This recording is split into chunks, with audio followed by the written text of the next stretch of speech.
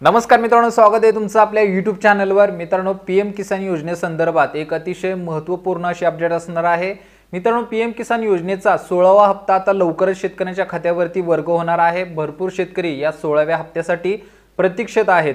मित्रांनो, या 16व्या हप्त्या अगोदर शासनामार्फत वारंवार एक सूचना जी आहेत त्या करण्यात येत आहेत। नेमक्या कोणत्या सूचना आहेत मित्रांनो? ह्या सूचना ऑलरेडी आपण पहिल्या तुम्हाला सांगितलेल्या आहेत, परंतु भरपूर शेतकरी याच्याकडे दुर्लक्ष करत आहेत आणि विनाकारण त्यांचा हप्ता जो आहे तो कॅन्सल होत आहे। म्हणजे येणारे हप्ते जे आहेत ते त्यांच्या खात्यावरचे बंद करण्यात आलेले आहेत।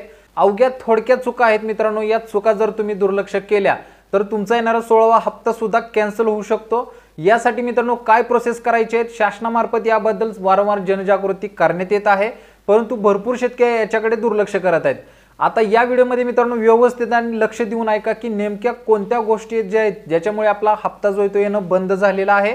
तर त्याबद्दलची सविस्तर डिटेल आता पुढे व्हिडिओत पाहूया। व्हिडिओ शेवटपर्यंत पहा। चॅनलवरती नवीन असाल तर चॅनलला सबस्क्राइब करून ठेवा। चला तर वेळ न घालवता आपण सविस्तर डिटेल पाहायला सुरुवात करूया। नेमकी काय सूचना शासनामार्फत देण्यात आलेली आहे। केंद्र शासनामार्फत भारत सरकार कृषी एवं किसान कल्याण मंत्रालय, तर मित्रांनो याबाबतची ही जाहिरात प्रसिद्धी जी ती करण्यात आलेली आहे। केंद्र शासनामार्फत ही जाहिरात जी ती प्रसिद्ध आहे। याच्यामध्ये खाली पाहू शकता, पीएम किसान की 16वीं किस्त का लाभ है पाना तो इन कार्यों को अवश्य करवाना। तर या ठिकाणी मित्रांनो एक ब्रीद वाक्य असल्यागत या ठिकाणी आपल्याला पाहायला मिळत आहे। तर इथं आपलं ही ब्रीद वाक्य म्हणजे पीएम किसान योजनेसंदर्भाचा जर 16वा हप्ता आपल्याला हवा असेल तर आपल्याला कोणत्या गोष्टीकडे लक्ष दिलं पाहिजे याबद्दलची मित्रांनो या ठिकाणी सविस्तर डिटेल आपल्याला पाहायला मिळणार आहे। याच्यामध्ये पाहू शकता की जे कार्य करायला लावलेलं आहे तर ते कोणते कार्य आहे, तर त्याची सविस्तर डिटेल इथं आपण खाली पाहू शकता। याच्यामध्ये पहिलं कार्य जे असणार आहे मित्रांनो, आधार को सक्रिय बैंक खाते से लिंक करे। म्हणजे मित्रांनो पीएम किसान योजनेचा जर आपल्याला हप्ता हवा असेल, 16वा हप्ता हवा असेल, तर यासाठी आपल्याला आपलं आधार कार्ड बँकेला लिंक असणं खूप गरजेचं आहे, तरच आपल्याला हा 16वा हप्ता मिळेल।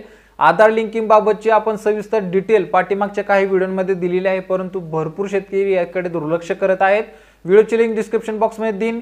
लिंक बाबतचा आपल्याला फॉर्म असेल किंवा आपली संबंधित बँक असेल तर ही आपल्या आधार पोर्टलवरती जाऊन सुद्धा तुम्ही चेक करू शकता तुमच्या आधारला कोणती बँक लिंक आहे, किंवा संबंधित बँक ज्या खात्यामध्ये तुम्हाला पीएम किसानचे पैसे येत होते त्या ठिकाणी जाऊन सुद्धा तुम्ही याबद्दलची चौकशी करू शकता।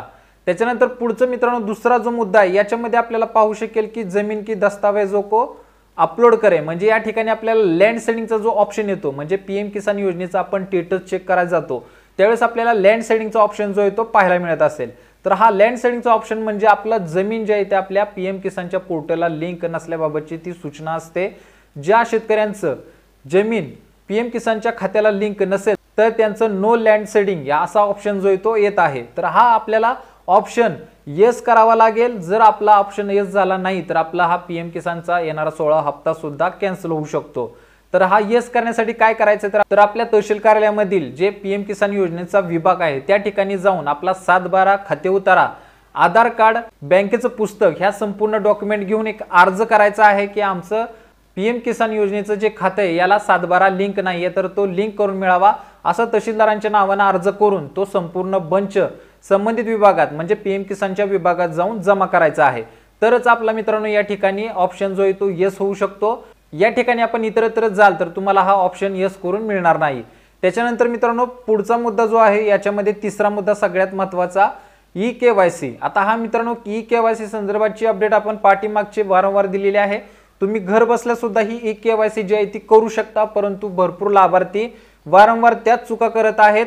ही ई-केवायसी आपण घर बसल्या करू शकत नसाल तर आपल्या जवळच्या सीएससी सेंटरवरती जाऊन सुद्धा तुम्ही करू शकता, परंतु ही ई-केवायसी करणं अतिशय अनिवार्य आहे। तुम्ही जर केली तरच तुम्ही याच्यामध्ये पात्र होऊ शकता, अन्यथा तुम्हाला याच्यामधून बाहेर केलं जाईल।